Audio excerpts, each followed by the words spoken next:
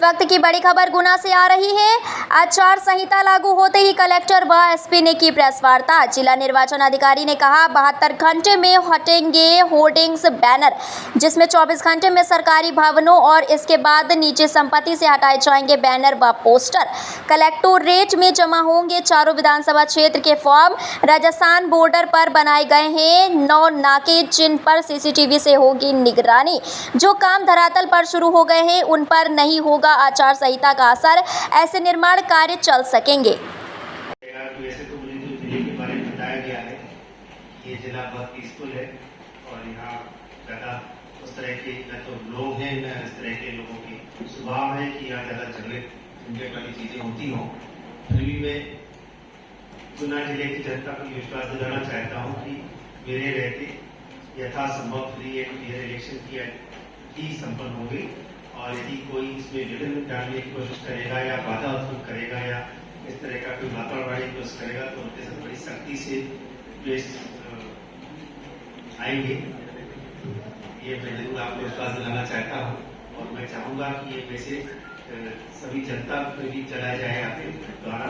बहुत अच्छा रहेगा कि यदि कहीं भी किसी भी तरीके की मतदाताओं को प्रभावित करने की या दबाने की कोशिश हो रही हो तो मुझे मेरे पर्सनल नंबर पे डायरेक्ट भी कोई फोन करके सूचना देगी तो मैं विश्वास दिलाना चाहता हूँ जरूर कार्रवाई होगी।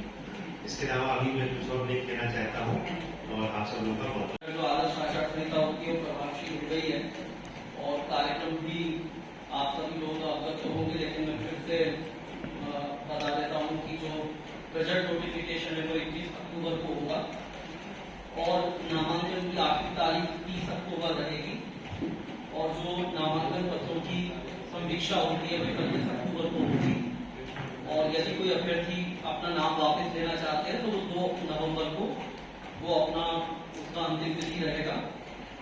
और हमारे जिले में जो मतदान की तारीख है 17 नवंबर रहेगी और काउंटिंग 3 दिसंबर को होगी और इस प्रकार से 5 दिसंबर तक आदर्श आचार संहिता जिले में प्रभावशील रहेगी। और जैसा आपको पता है कि पूरे मध्य प्रदेश में एक ही दिन में वोटिंग हो रही है, अपने की जो 4 विधानसभाएं हैं उनमें एक ही दिन में वोटिंग की कार्यवाही की जाएगी।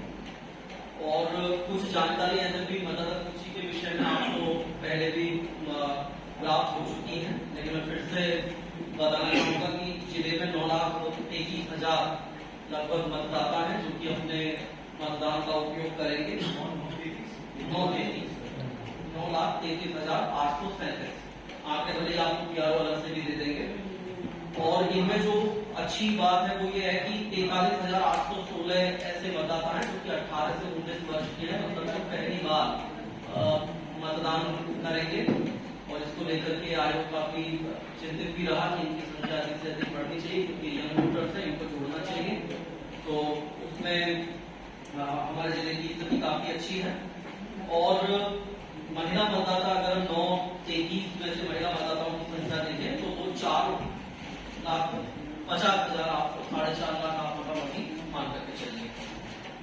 तो ये लोग अपने मताधिकार का प्रयोग करेंगे और हमारे 1092 पोलिंग स्टेशन है, मतदान केंद्र रहेंगे जहां पर मतदान की गतिविधि संपादित होगी, जिसपे हमारे 823 पोलिंग स्टेशन ग्रामीण क्षेत्र में है और 269 पोलिंग स्टेशन हमारे शहरी क्षेत्र में है। और इन 269 में जैसा आपको पता है कि गुना में हमारे 152 मतदान केंद्र शहरी है, मुख्य रूप से शहरी क्षेत्र यहाँ पर लगता है। आपसे जवाब देता हूँ, आप जानना चाहते हैं कि कितने चुनाव मैंने संपन्न कराए। तो मैं चूंकि 1995 से पुलिस सेवा में हूँ और मेरी शुरुआती नौकरी ग्वालियर, मुरैना, भिंड, भोपाल में रही, तो सभी जगह मैंने चुनाव कराए हैं। भोपाल में भी 2 चुनाव कराए थे शुरुआत वाले 97 वाले, 13 महीने में सरकार करी तो दोबारा भी कराया था, तो भोपाल में उसने 3 चुनाव कराए थे। फिर उसके बाद ग्वालियर में कराया, मुरैना में कराया, सागर में कराया, अभी फिर मैं इंदौर में उपचुनाव भी कराया, मैंने इंदौर में एसपी था। तो चुनाव का तो मुझे लगता है ठीक ठाक अनुभव है और कठिन क्षेत्र मतलब भिंड मुरैना को कठिन ही माना जाएगा गुना के तुलना में। गुना जिले में ग्वालियर में हुई, ग्वालियर में बड़ा हुआ है। ग्वालियर जिले में मर्डर हुआ है। और जहां तक आपने ट्रांसफरों की बात की है, तो अब मेरे आने से पहले क्या हुआ, कैसे हुआ, उसके बारे में मेरी टिप्पणी करना ठीक नहीं होगा। और जहां तक मेरे ट्रांसफर की बात है, तो मुझे पता नहीं है कि मेरे से पूर्ववर्ती उप शिक्षक का ट्रांसफर यहाँ से क्यों हुआ, लेकिन मेरा ट्रांसफर विशुद्ध रूप से प्रशासनिक तौर से ही हुआ है। और 31 जुलाई को ही मेरे 3 साल पूरे हो गए थे वहाँ भोपाल जिले में एज एसपी। इस वजह से चुनाव आयोग के निर्देश के तहत मेरा ट्रांसफर हुआ था। उस समय मुझे बटालियन सेकेंड बटालियन के सेनानी के पद पर नियुक्त किया गया था। और जिस दिन ये आर्डर हुआ, उससे आर्डर से 5 मिनट पहले ही मुझे खबर नहीं थी कि ऐसा कुछ होने वाला है। आर्डर हुआ तो मेरी तरफ से पूरा प्रयास ये रहेगा कि किसी भी तरीके का कोई राजनीतिक दबाव या पक्षपात जैसी चीज आप लोगों के सामने नहीं आएगी। और मैं आश्वस्त भी करना चाहता हूँ, ऐसा कुछ होगा भी नहीं।